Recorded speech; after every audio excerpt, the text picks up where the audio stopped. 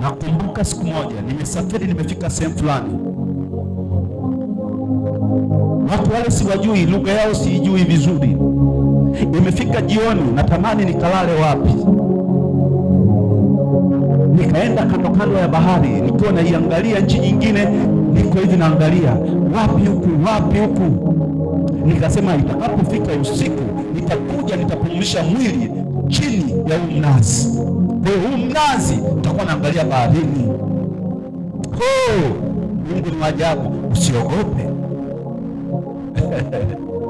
Nikafika saa 3 usiku, nikasikia ndani yangu, nilikuwa sijaokoka, amka hapo, nyanyuka, tembea. Katika kutembea nikutana na mtu akaniambia, twende nyumbani kwangu kaishi. Harabata sekete likosha paparadesh.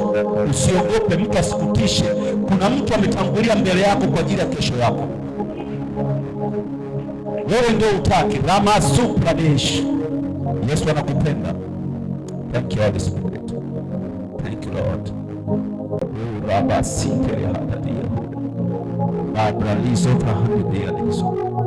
Thank you Lord.